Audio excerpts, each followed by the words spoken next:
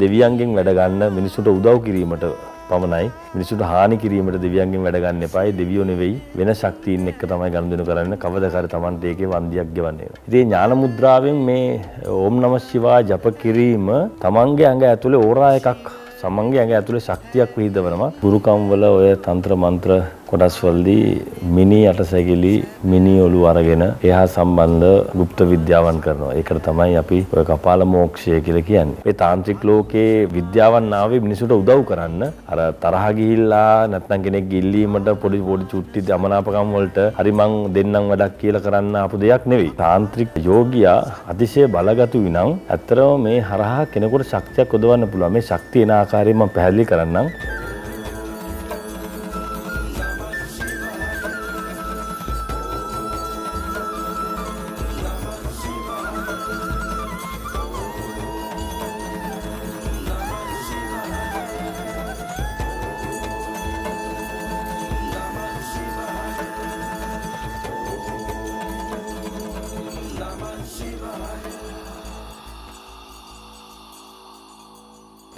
ඕම් නමः ශිවාය.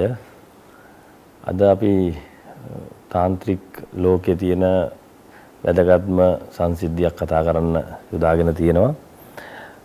ඒකට අපි තාන්ත්‍රික ලෝකේ නම් කියනවා කපාල මෝක්ෂය කියලා. එහෙම කිව්වට සාමාන්‍යයෙන් අපි අනිත් අය දන්නේ නැතුව ඇති කපාල මෝක්ෂය කියලා. ගුරුකම් වල ඔය තන්ත්‍ර මන්ත්‍ර කොටස් වලදී මිනි අටසැකිලි මිනි ඔලු අරගෙන එහා සම්බන්ධ গুপ্ত විද්‍යාවන් කරනවා. ඒකට තමයි අපි ඔය කපාල මෝක්ෂය කියලා කියන්නේ. ඒකට කපාල මෝක්ෂය කියන නම යෙදෙන්නෙත් මෝක්ෂය කියලා කියන්නේ මරණයෙන් පස්සේ ලැබෙන ජීවිතයේ සම්බන්ධ වචනයක් නිසා කපාල කියලා කියන්නේ හිස් කබල නිසා. ඉතින් එච්චරටම ඒක වැදගත් සිද්ධියක් විදියට තාන්ත්‍රික ලෝකවල තියාගෙන ඉන්නේ ඇයි කියලා ඇහුවොත්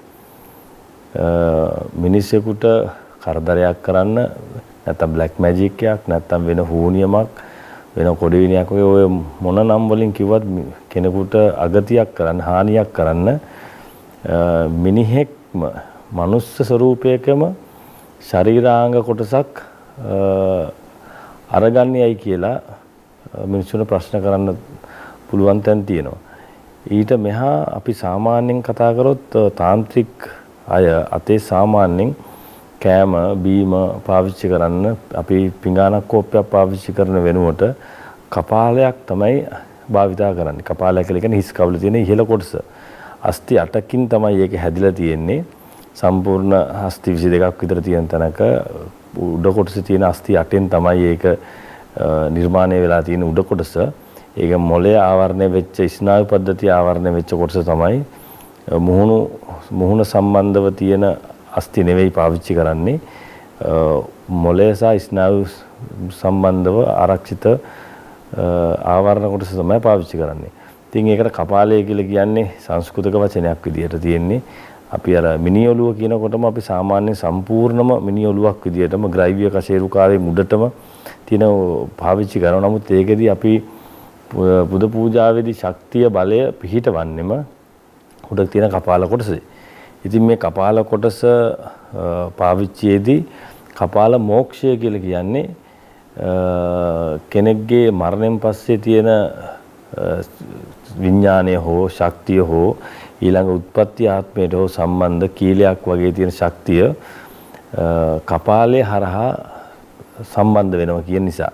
එතකොට මේක සාමාන්‍යයෙන් සිද්ධ කරනවා නම් හරියම විදියට සිද්ධ කරනවා නම් මරණය පුලුස්සන්නේ නැතුව එහෙම නැත්නම් ඒ අස්ථි වලට විනාශයක් කරන්න අග්නියෙන් විනාශයක් නොකර මිහිදන් කරන අවස්ථාවේ තමයි මේක ලබා ගන්න ඕන. ඉතින් ඒක ලබා ගන්න විදිහ අපි කියන්නේ නැහැ සහ ඒකට ඒ තාන්ත්‍රික ක්‍රමයේදී ඒක කපාල මෝක්ෂ ස්වරූප ඇති කරගන්න විදිය කියන්නේ නැහැ. ඒක ඉති වැදගත් වෙන්නේ නැහැ. අපි කියන්න හදන්නේ දැන් ඒක කරන්න එපා කියන එකමයි මේ කතාවේදී අවසානයේදී. මිනිස්සෙකුට මරුණට පස්සෙවත් තමන්ගේ අස්ථි ටික මිහිදම් වෙන අයිතියක් තියෙන්න ඕන. එහෙම නොවුනොත් ඒ කපාල මෝක්ෂදී බන්ධන ස්වරූපයකට අහු වුණාට පස්සේ එයාට සමාධි දණ්ඩන කියන ස්වරූපයකට ලක් වෙනවා. ඉතින් සමාධි දණ්ඩන කියලා කියන්නේ යා සමාධියේ ඒ කියන්නේ මරුණට පස්සේ යාගේ විඥානය හෝ ආත්මය හෝ විශ්වාස කරන මොනවා හරි ශක්තියක් එයාට යාගේ ඊළඟ අවස්ථාවට සම්බන්ධ නොවෙන්න බන්ධනයක් විදිහට යෙදෙනවා මේ গুপ্ত ක්‍රමය. ඉතින් එතකොට ඒක සමාධි දණ්ඩන ස්වරූපෙන් තමයි තියෙන්නේ. ඉතින් සාමාන්‍යයෙන් මේක තාන්ත්‍රික ලෝකවල සිද්ධ කරන්නේ ආපෝ තේජෝ වායෝ පඨවි කියන කොටස් සරහා තමයි කපාල මොක්ෂය යොදාගන්නේ. එතකොට මේ කපාල මොක්ෂයේදී මිනි ඔලුවක් මත කපුරුපත්තු විරීම, එහෙම නැත්නම් මිනි ඔලුවක් මත දුම්මල මැතිරීම, එහෙම නැත්නම් මිනි ඔලුවක් මත මේ රුධිරය වැත් කිරීමක් සිද්ධ කරනවා. ඒ රුධිරය කිව්වට පස්සේ ඒ උණුසුම් රුධිරය තමයි වත් කරන්නේ. කියන්නේ එවලේ වෙන සතෙක්ගෙන් අරගන්න රුධිරය තමයි වත් කරන්නේ. ඉතින් ආපෝ තේජෝ වායෝ පඨවි ආකාශ කියන ස්වරූපෙට එනකොට ආකාශ ස්වරූපෙට එද්දී ඕ ජප කිරීම නැත්නම් බීජාක්ෂර මන්ත්‍රාක්ෂර ජප කිරීම මගින් ආකාශ ස්වරූපෙට එනවා. ඒතර පංචාක්ෂර වල තියෙන පංචබුද්ධ තලත් එක්ක 5 elements කියලා කියන්නේ අපි ඒකත් එක්ක තියෙන කොටස් වලදී ඕම් නමः ශිවාය කියන පංචබූත තලයේ ඒකේ කළු කොටස නැත්නම් බ්ලැක් කොටස නැත්නම් අපි කියන මේකේ මේ ඕම් නමः ශිවාය බීජ මන්ත්‍රයේදී අපි ආධ්‍යාත්මිකව කෙනෙකුට සුදු පැත්තට එහෙම නැත්නම් ඒ කට්ටිය ආධ්‍යාත්මික ඉහළ සමාධි තලයකට යනවා වගේම ඒ බීජාක්ෂර මන්ත්‍ර මතුරලා එයාලට පුළුවන් බ්ලැක් මැජික් නැත්නම් ආගෝර ස්වරූපේ තන්ත්‍ර ස්වරූපේ නරක පැත්තකට යන්න. ඉතින් මේ නරක පැත්ත තමයි මේකෙදි පාවිච්චි කරන්නේ. ඒකයි මම කිව්වා ආපෝ තේජෝ වායෝ පඨවි කියන කොටසදී ජලය විදියට රුධිරය පාවිච්චි කරනවා, කපුරු නැත්නම් උණුසුම විදියට ගින්දර පාවිච්චි කරනවා, දුම විදියට දුම්මල වගේ දේවල් දුම ආරක්ෂක ස්වරූපයෙන් පාවිච්චි කරනවා. ඉතින් මන්ත්‍ර ජප කිරීමෙන් තමයි ආකාශ කියන කොටසට සම්බන්ධ වෙන්නේ. ඉතින් ආකාශ කොටසේදී මේ පංචභූත තලවල තියෙන ශක්තියින් ඇත්තටම මේ තාන්ත්‍රික යෝගියා අතිශය බලගතුයි නම් ඇත්තටම මේ හරහා කෙනෙකුට ශක්තියක් උදවන්න පුළුවන්. මේ ශක්තිය එන ආකාරයෙන් මම පැහැදිලි කරන්නම්. දැන් අර කපාල මොක්ෂ අවස්ථාවේ අපි කියනවා එයා චිතකයකට දවන්නේ නැතුව මේ අස්තිය කොටස ගන්නව නම්, කපාලය ගන්නව නම්, මිනි ඔලුව ගන්නව නම්, එයාගේ හිස කොටස ගන්නව නම් ඒ හිස කොටසේදී එයාට තියෙනවා අර මොක්ෂ කියන විඥානික කියන්නේ අපි කියන යටිහිතේ ඒ තියෙන ස්වභාවයෙන්ම එයාගේ මරණය ආසන්න කර්මයේදී කොහේ හෝ තැනක හිරවීමක් වෙලා තිබෙනව නම් ඒ කපාල බන්ධනයට එන්නෙම ඒ මැරිච්ච කෙනාගේ තියෙන විඥානික හෝ ශක්තියම කොටසම තමයි. එතෙන්දී එයා විරූපී වෙලා රුද්‍ර ස්වරූපෙන් එන්නේ. ඉතින් එයාගෙන් වැඩ ගැනීමක් තමයි කරන්නේ. එතකොට එයා කරන්නේ හොඳ දෙයක්ද? එයාට අනදෙන දේ තමයි එයා කරන්නේ. ඉතින් කපාල මොක්ෂ එච්චර සංකීර්ණයි, එච්චර බලගතුයි. එහෙම නැති අවස්ථාවක වුණොත් එහෙම කපාල මොක්ෂ ස්වරූපයට හරිම නීත්‍යානුකූලව නැත්තම් තාන්ත්‍රික නීත්‍යානුකූල ක්‍රමයටම ගන්න නැත්තම් ඒ කියන්නේ ඒක නීති රීති තාන්ත්‍රික නීති රීති කඩන්න නැතුව ගන්න නැතුව වෙන විදියකට පරණ මිනියට සැකිල්ලක තියෙන ස්කබලක් ගත්තත් බන්ධන ස්වරූපයකට අහු වෙලා මොක්ෂ ස්වරූපේ නැති වෙලා එයාට වෙන ආත්මීය බන්ධනයක් අර ස්කබල මත සම්බන්ධ වෙනවා. එතකොට මේ සම්බන්ධ වෙන ස්කබලේ තියෙන ශක්තිය තමයි අර අපි කියන දේ කරන්නේ. වෙන කෙනෙක්ගේ ඇඟට යන්නේ, වෙන කෙනෙක්ට හානියක් සිද්ධ කරන්නේ. ඉතින් මේකේ තියෙන බරපතලකම තමයි අර මම කලින් කිව්වා මේකේ හරිම ක්‍රමයටම තාන්ත්‍රික නීති රීති වලට කපාල මොක්ෂයක් සිදු කරලා නැති අවස්ථාවක ගන්න ගියොත් එහෙම ඒ ගන්න කෙනා කවදක හරි දවසක මේ මන්ත්‍ර ගුරුකම් කරන කෙනාට කවදක හරි දවසක ඒ කට්ටියක ලේඥාති પરම්පරාවට හෝ දරුවෙකුට හෝ පවුල කෙනෙකුට අනිවාර්යෙන් අර මොක්ෂ බන්ධනයට අහුවෙච්ච ඒ പ്രേත ආත්මය හෝ භූත ආත්මය හෝ ඒ වෛරී ආත්මය අනිවාර්යෙන් දඩුවම් කරනවාමයි. ඒක අපි දන්නේ නැහැ. එයා පස්සේ කාලෙක වාහනයකට හැපෙන්න පුළුවන්. ඒ රුධිරය සම්බන්ධ ප්‍රශ්නයක් ඇති වෙලා මොනවා හරි දෙයක් වෙනවම තමයි. ඉතින් අර ඒ අපි බන්ධන කොටස කරද්දී ඒ තාන්ත්‍රික කොටස කරද්දී සාමාන්‍යයෙන් එවලේ අපිට කරන යෝගී කෙනාට තාන්ත්‍රික කෙනාට ලොකු හානියක් නොවි පසු කාලීනවයි මේක වෙන්නේ. ඉතින් එයා දන්නේ නැහැ අර අපි කරපු කපාල බන්ධන ස්වරූපයෙන් මොක්ෂ දණ්ඩනේ ලක් වෙච්ච ආගෙන් තමයි මේක සිද්ධ වෙන්නේ කියලා. දැන් කාගේ හරි අපි සාමාන්‍යයෙන් ගෙදරක ඒ වගේ යంత్ర මන්ත්‍ර ගුරුකම් කරපු කෙනෙක්ගේ ගෙදරක සීයාගේ හරි තාත්තගේ හරි පරණ ඔය වැඩ කරපු කෙනෙක්ගේ පුස්කොළ පොත් එක තියෙන්න පුළුවන්. ඒ කපාල බන්ධන ස්වරූපේ මන්ත්‍ර ආරක්ෂාව එයා දැනගෙන තිබුණට ඊට පස්සේ પરම්පරාව ආයත ඒක නතු නොවෙන්න පුළුවන්. ඒක කියන්නේ කීකරු නොවෙන්න පුළුවන්. ඉතින් ඒක නිසා ඒ තිබුණු පළියට ඒව සිද්ධ කරවන්න එපා. අපි සාමාන්‍යයෙන් කොහොමත් කියන්නේ ඒ වගේ ලොකු තාන්ත්‍රික ස්වරූපේ තාන්ත්‍රික කියන එක දැන් ඉන්දීය වචනයක් වුණාට අපි දකුණු පළාතේ හරි සබරගමු පළාතේ හරි පළාත් ස්වරූපෙන් හරි කරන මන්ත්‍ර ගුරුකම් වලට මේක පාවිච්චි කරනවා නම් මිනිඔලු ස්වරූපේ පාවිච්චි කරන එක තාන්ත්‍රික විදියට තමයි වැටෙන්නේ. ඉතින් ඒ තාන්ත්‍රික ස්වරූපේ නොදන්නා කෙනෙක් කළාම ඒක වෙන්නේ අනිවාර්යයෙන්ම කරන කෙනාට අගතියක් වගේම ඒක සිද්ධ කරන්න අනුබල දෙන අයටත් ඒ තාන්ත්‍රික ස්වරූපෙන්ම දණ්ඩනයක් හම්බ වෙනවා. ඉතින් ඒ අර මෝක්ෂයට යන්න හෝ ආත්මගත බන්ධනීය ස්වරූපෙන් මිදෙන්න අවස්ථාව තියෙන කෙනා අනිවාර්යෙන් වෛරිය ස්වරූපෙන්ම තමයි ඉන්නේ. කෙනෙක් සාමාන්‍යයෙන් අපි කැලේක කොහේ හරි තැනක තියෙන සතෙක් වුණත් එයා රැහැනකින් දැඩිව බැඳලා අපිට ඕන තැන්වල ඇදගෙන යනකොට එයා කොයි මොහොතක හරි ගිලිහෙන්න පුළුවන් වෙලාවක ගිලිහෙනවා. බන්ධනය කරපු කෙනාට දඬුවම් කරන්න අවශ්‍ය වෙලාවක් ආවොත් අනිවාර්යෙන් දඬුවම් කරනවා. ඉතින් ඒක නිසාමයි අපි කියන්නේ මේ කපාල බන්ධන නැත්තම් මිනිඔලු පාවිච්චි කරලා කරන බන්ධන කිසි කෙනෙකුට කරන්න එපා. ඒවයි ප්‍රතිඵල ළඟා වෙන්නේ කවද කර දවසක තමන් අර අතට අරගත්ත විමෝක්ෂයක් සහිත මිනිස්සුන්ගේ ලෝකේ විමෝක්ෂ හොයාගෙන යනවායි කියලා හිතාගෙන තමන්ගේ මරණයෙන් මතු ආත්මය සම්පූර්ණම එයා විඥානගත වෙලා එයා කැමති දැනකට ගිහිල්ලා නිදාසේ ඉන්න තියෙන අවස්ථාව නැතිවීම මතම ඒ වෛරිය ස්වරූපේ විශ්වෙන් ඇති කරලා දෙනවා. ඉතින් ඒක මන්ත්‍ර ස්වරූපයක් විදියට අපි තියාගනිද්දිත් මේකෙන් බේරෙන්නේ කොහොමද කියලා අපි අවසානට කියනවා මේ වගේ දේවල්කින් සාමාන්‍ය එහෙම දෙයක් තිවිච්ච කෙනෙකුට බේරෙන්න ක්‍රමයක් අපි කියනවා. පළවෙනියෙන්ම අපි මේක පැහැදිලි කරනවා ඒ වගේ කිසිම කෙනෙකුට තමන්ගේ පොඩි පොඩි තරහවල් වලට තමන්ගේ පොඩි පොඩි අමනාපයන් වලට තමන් නොදන්න මිනිස්සුන්ගේ සිතුවිලි වලට මුදල් වලට මේව සිද්ධ කරන්න එපා. මේක කවදක හරි දවසක සිද්ධ කරන එක්නාසා අනුබල දෙන්නටම මේ දනුවම හම්බ වෙනවා විශ්වයෙන්. ඉතින් කපාල බන්ධනේ අපි පාවිච්චි කරේම ඒ කාලේ තාන්ත්‍රික ලෝකවල කපාල බන්ධනේ ශක්තිය පාවිච්චි කරේම වෙන මිනිස්සු හරහා ඇඟට ඇවිල්ලා කරදර කරන නරක ආත්ම අයින් කරන තමයි කපාල බන්ධන යොදාගත්තේ. අපි කියමු කැලේ යෝග කරන කෙනෙක් භාවනා කරන කෙනෙක් කවුරු හරි ඉන්නවා යාට පිටස්තර ශරීරයකින් එළියට ආපු අමනුෂ්‍ය ස්වරූපයක් ඇඟට එනවා. එයාගෙන් ඒ සිද්ධ වෙච්ච මේ අකටුත්තෙන් බේරෙන්න ඒ බන්ධනෙන් දහස් කරගන්න. නැත්නම් අපි කියමු කොහේ හරි බන්ධන ස්වරූපයකට ලක් වෙච්ච මැරිච්ච කෙනෙක් ඉන්නවා නම් එයා කාට හරි ගමකට හරි නැත්නම් පුද්ගලයෙකුට හරි පවුලකට හරි කරදර කරනවා නම් වෙන කෙනෙක්ගේ ශරීරයක් වාහනය කරගෙන කෙනෙකුට කරදර කරනවා නම් එන්න ඒ ක්‍රමයෙන් මිදෙන්න තමයි කපාල බන්ධන ස්වරූපේ යෝග සිද්ධාන්තයන් එක එළියට ආවේ. දැන් නමුත් ඒක පස්සේ කාලෙක මිනිසුන්ගේ වෛරය හරහා මිනිසු ඒ කපාල බන්ධන ස්වරූපේ වෙන ස්වරූපයකට අරගෙන වර මොක්ෂය සම්බන්ධව විශ්වාස කරන දෙවි දේවතාවුන්ගේ මන්ත්‍ර සූත්‍ර පාවිච්චි කරලා වෙන කෙනෙක් හරහා ඇඟට යොමු කරලා නැත්නම් ගෙවල් වලට යොමු කරලා ඒ හරහා අකටුතුකම් සිද්ධ කරනවා. ඉතින් කපාල මොක්ෂය කියලා කියන්නේ තාන්ත්‍රික ලෝකවල මිනිසුන්ට උදව් කරන්න ආපු දෙයක්. මිනි යට සැකිල්ලක් සහ හිසේ අස්ථි කබලි කොටස් 8ක් එකතු වෙලා මේ ගත්ත ස්වරූපේ ඒක මිනිස්සුන්ට යහපතක් පිණිස තමයි මේ යෝග විද්‍යාවේදී මූලාරම්භ වෙන්නේ.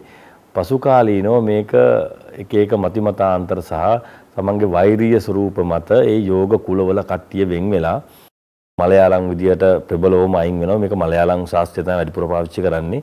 අයින් වෙලා ඉතින් මිනිස්සුන්ට කටයුත්තක් සිද්ධ කරලා දෙන්න ඉන්න ගුරුකහරුකම් කියලා දෙන්න ඉන්න මන්ත්‍ර වේදීන් විදියට මුදල් වලට හරි කෙනෙක්ගේ ඉල්ලීමට හරි නරකකට යොදා ගැනීමම තමයි අපි මේ එතෙන්දි පැහැදිලි කරන්නේ සිද්ධ කරන්න එපා කියලා.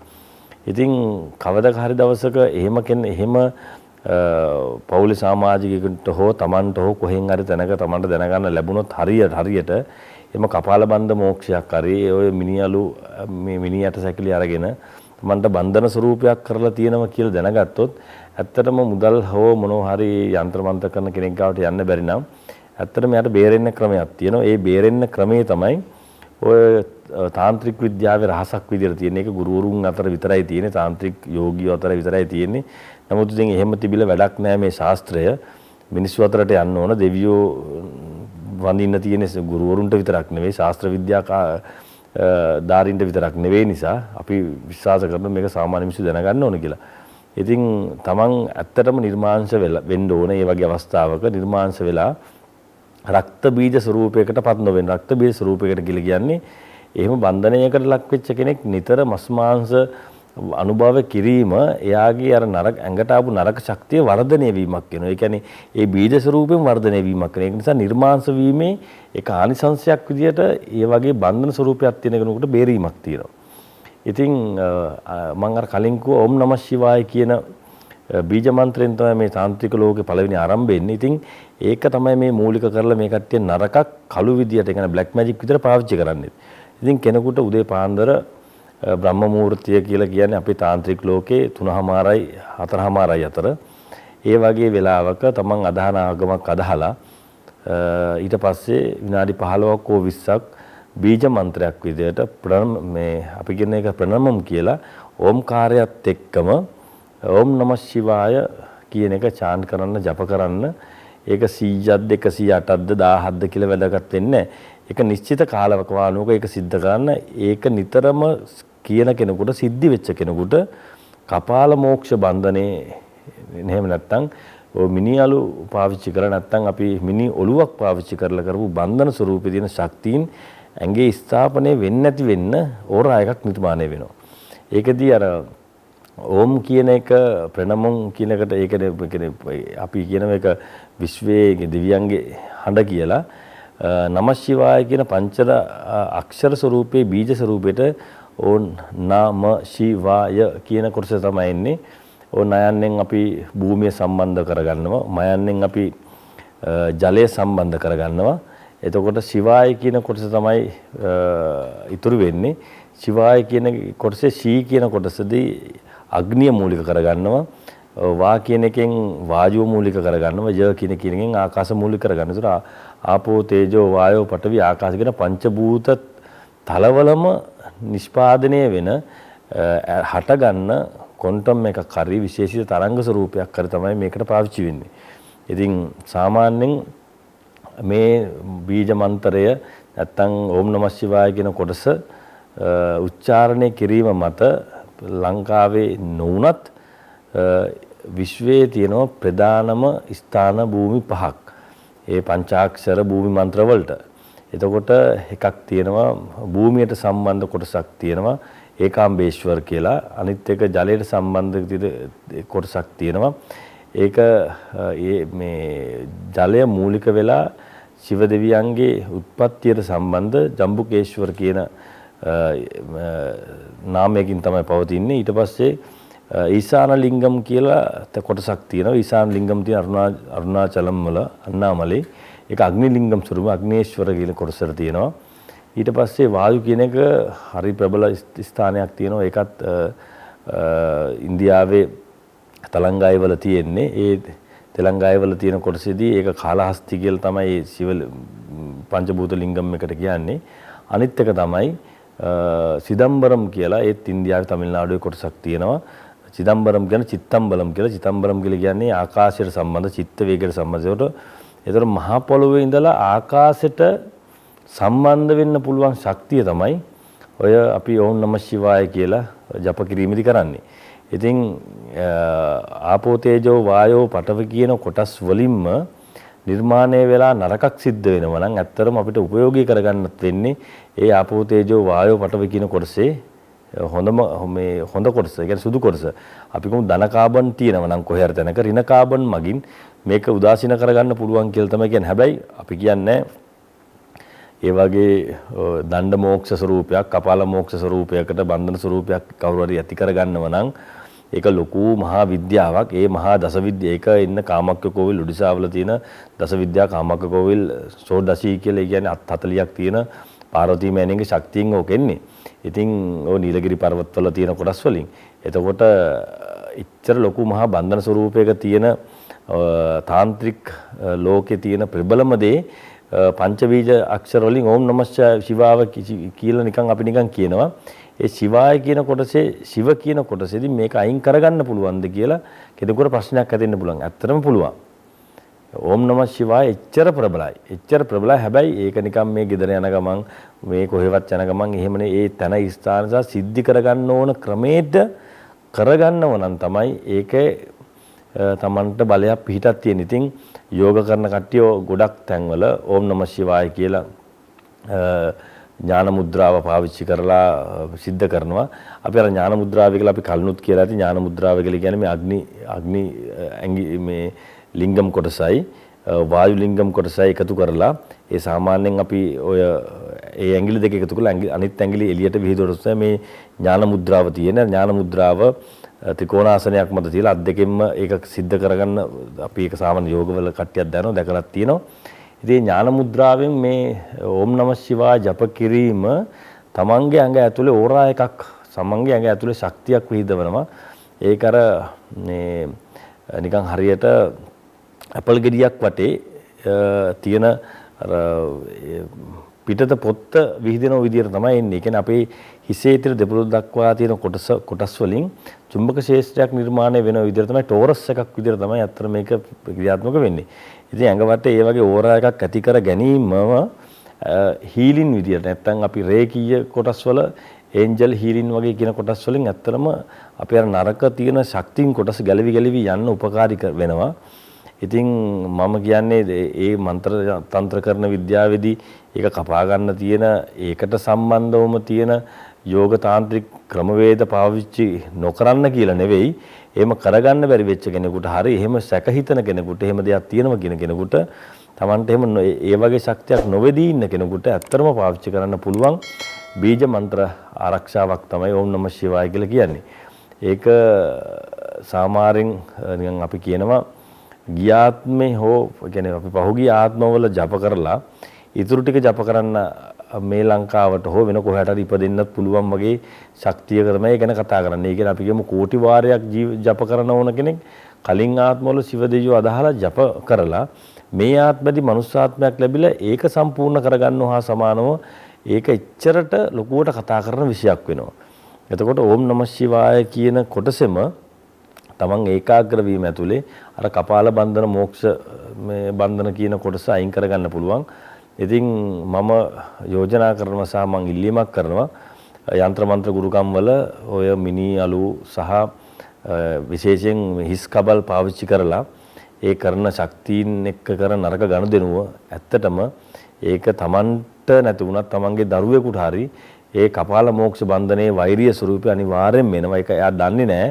එයා හිතනවා නිකන් ලොකු වැඩක් කරා වගේ කෙනෙකුට හානියක් කරලා කෙනෙක් අඩපණ කරලා කොඩි විනියක් කූණියමක් වගේ දෙයක් කරලා මහා ලොකු වැඩක් කරා වගේ එයාට හිතෙනවා.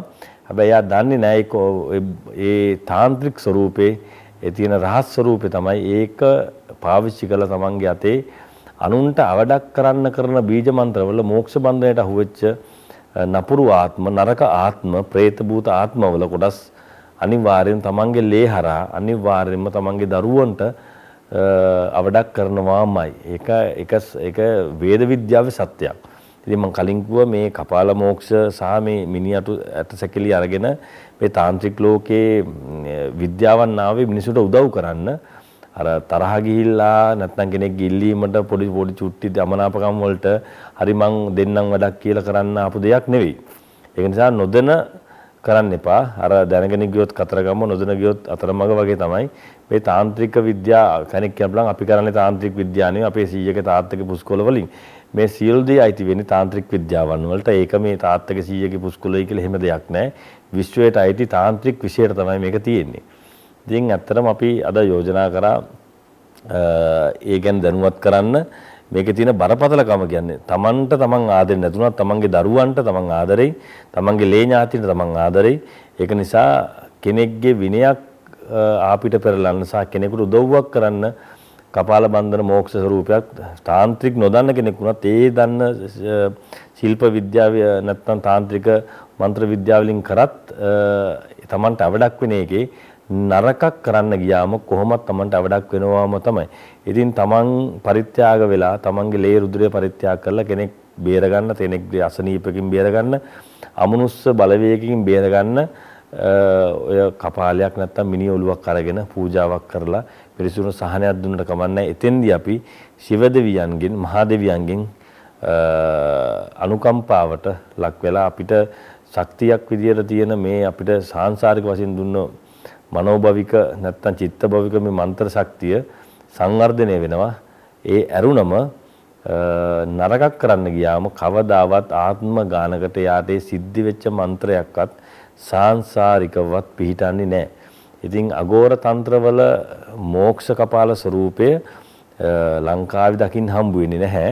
අපි දවසක ඒක පෙන්වන්නත් පුළුවන් දවසක් වුණොත් අපේ ප්‍රායෝගිකව ඒක පෙන්වනවා. අපිට ඒක අර කපාල මෝක්ෂ බන්ධන ස්වරූපේ මෝක්ෂ දණ්ඩනයක් විදියට ඇත්තටම ඒ මේ මරුණු කෙනාගේ ආත්මය ඒ කපාලයට ගන්න විදිය අපි කියන්නේ නැත්තේ සහ ඒකන විස්තර කරන්නේ නැත්තේ මේකත් මේ වීඩියෝ එක උපයෝග කරගනීවි. ඊට පස්සේ ඒ මිනිස්සු මේක හරියටම කරගන්න.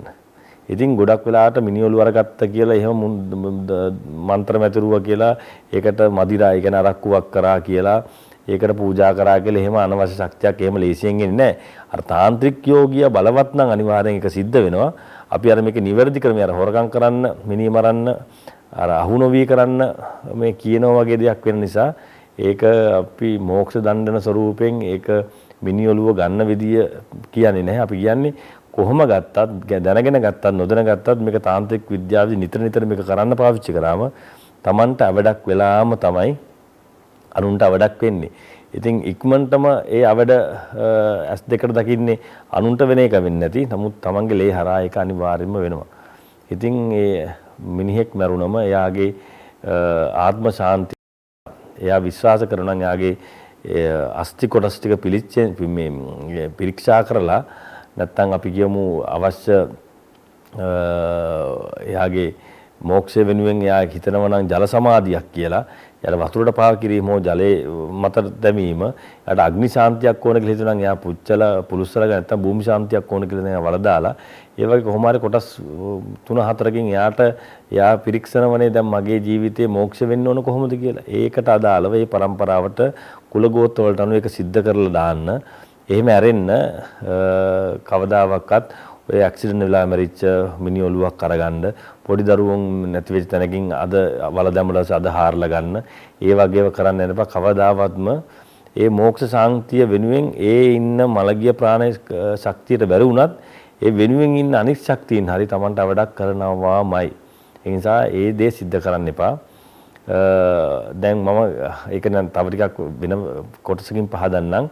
දැන් එහෙම ආත්ම බන්ධනයකට අහු වෙලා නැතුව එයාට විඥානික හෝ ආත්මගත ස්වරූපයකට යන්න තියෙන කෙනෙකුට නොයා ඉන්නව නම් ඒ අවකාශ භූමියේදී ඇත්තටම දහනය කිරීම, ඒ කියන්නේ අග්නිය මතින් සුද්ධ අග්නියක් මතින් සුද්ධ ආත්මයක් ලබන්න පුළුවන් කියලා තාන්ත්‍රික යෝගයේ තියෙනවා. ඒක නිසා සාමාන්‍යයෙන් ඒ කාලේ ඒකයි මිහිදන් කරන්නේ නැතුව චිතකයේ දැල්ුවේ ඒ අස්ති කොටස් පොළවේ තිබීම අර මෝක්ෂ බන්ධනයට ඉබේ යහුවෙන විදියටක් තියෙනවා. ඉතින් ඒක නිසා ගොඩක් වෙලාවට දැන්ට ලංකාවේ මිහිදන් කිරීම වගේම මේ චිතක දහනයක් තියෙනවා. ඇත්තටම චිතක දහනය තමයි මරණයට සුදුසුම අවසන් ගෞරව දැක්වීම. ඒ අතරතුර නොදන්නා විදියට කොහේ හරි තැනක මැරිලා ඉන්න කෙනෙක්ගේ ආත්මීය ස්වરૂපයක් අහු වුණත් ඒක අනිවාර්යයෙන්ම කියන්නේ නීතිමය කටයුත්තකට වැරදිකාරයෝ නොවන තැනකදී වගේ නම් තමන් දහනය කිරීම නැත්නම් අග්නියේ පුලුස්සා දැමීම තමයි ඒ ආත්ම ශාන්තියට කරන්න තියෙන හොඳම දේ. ඉතින් කපාල බන්ධන මෝක්ෂ ස්වરૂපේ සහ දණ්ඩන ස්වરૂපය ගැන කතා කරේ කට්ටිය අහනවා මේ තාන්ත්‍රික ලෝකවල මෙහෙම ගෙරි ඔලුවක් තියෙනවා. ඒ කියන්නේ හරක් ඔලුවක් තියෙනවා, මිනි ඔලුවක් තියෙනවා. මොනවද දන්නේ එකෙන් කරන්නේ. මිනි ඔලුවක් තියලා පූජාවක් කරා අපිට. මිනි ඔලුවක් තියලා මෙහෙම දෙහි කැපුවා අපිට. ඉතින් මේ මිනිස්සු දන්නේ නැහැ එකෙන් මොකද්ද වෙන්නේ කියලා. මිනි ඔලුව තිබ්වම තිබුවට පස්සේ ඒකේ අයිතිකාරය එතෙන්ට එනවද වෙන කෙනෙක් එනවද? මේක ලොකු තාන්ත්‍රික විද්‍යාවක්. සම්පූර්ණ මිනිහෙක් පෞල් ජීවිතයක්, ගෙදරක්, ව්‍යාපාරයක් අඩපණ කරන්න පුළුවන් ස්වරූපේ බන්ධන ක්‍රමයක් තමයි ඒක. ඉතින් ඒ තාන්ත්‍රික කෙනාගේ තියෙන දක්ෂතාවය සහ එයාගේ තියෙන බලගතුකම තමයි සිද්ධ වෙන්නේ. නැත්නම් මිනි ඔලුවේ තියෙන බලගතුකම නිසා නෙවෙයි. අපි නැත්තම් ඉස්කෝලවල නැත්තම් ඔය රසායනාගාරවල නැත්තම් එක එක තැන්වල මිනිවලු තියෙනවා. ඉතින් එහෙම ප්‍රශ්න නැහැනේ. ඒකට බන්ධන ස්වරූපයක් විදියට චිත්ත වේග ස්වරූපය ඇති කරගන්න සිදම්බරම් ස්වරූපය ඇති කරගත්තොත් තමයි ඒ හරහා වෙන කෙනෙක්ට හානියක් කරන්න පුළුවන්. ඉතින් මේ විද්‍යාව ඇත්තටම වියකී ගිහිලා තියෙන්නේ ලංකාවේ නම් එහෙම ගොඩක් අපි දකින්නේම නැහැ. ඉන්දියාවේ ආගෝර තන්ත්‍රවල මේක තියෙනවා. ආගෝර කට්ටිය තමයි මේ කපාල බන්ධන ස්වරූපේ ගොඩක්ම පාවිච්චි කරන්නේ. කාසි විශ්වනාථවල බරණැස කාසි විශ්වනාථවල මණිකර්ණ ගාඩන් වල මේක කරනවා. මණිකර්ණ ගාඩ් කියලා කියන්නේ පාර්වතී මෑණියන්ගේ කනේ තිබිච්ච කරාබුවක් වැටිලා ශිව දෙවියෝ වෙනුවෙන් දර්ශනය වෙච්ච වෙලාවක විෂ්ණු දෙවියෝ හදපු ස්නානම් ප්‍රකාශිත තැනක් තියෙනවා. එතෙන්දී මෝක්ෂය වෙනුවෙන් මිනිසුන්ගේ චිතක මිනිසුන්ගේ මරණ එතන ගිනි දල්වන්න කියලා ශිව ආඥාවක් විෂ්ණු ආඥාවක් ලැබිච්ච තැනක් තියෙනවා මෝක්ෂය වෙනුවෙන්. තමන් ජනවනං ශාන්ති ආත්ම ශාන්ති වෙනුවෙන් එතෙන්දී තමයි ඔය කපාල මෝක්ෂ අවස්ථාව මිනිස්සු පාවිච්චි කරේ. ඉතින් මේක වැරදි විදියකට වැරදි අතකටපත් වෙලා දැන් වෙන යంత్ర මන්ත්‍ර ගුරුකම් හරහා මිනිසුන්ට හානි කිරීමක් සිද්ධ කරනවා. ඒක සිද්ධ කරන්න එපා. තමන්ට අවඩක් වෙනවා තමන්ගේ ලේ ඥාතිත්වයට අවඩක් වෙනවාමයි. එහෙනම් අද මේ කතාව අපි ටිකක් මේ සරලවම කියලා දුන්නේ මිනිසුන්ට මේක සරලව දැනලා මේ වයින් අයින් වෙන්න ඕන නිසා. නිසා දෙවියන්ගෙන් වැඩ ගන්න මිනිසුන්ට උදව් කිරීමට පමණයි. මිනිසුන්ට හානි කිරීමට දෙවියන්ගෙන් වැඩ ගන්න එපා. ඒ දෙවියෝ නෙවෙයි වෙන ශක්තියින් එක්ක තමයි ගනුදෙනු කරන්නේ. කවදාකරි Tamante ඒකේ වන්දියක් ගෙවන්න වෙනවා. එහෙනම් අදට නවතිනවා. ඕම් නමः ශිවාය. ශිවාය නමः ඕම්.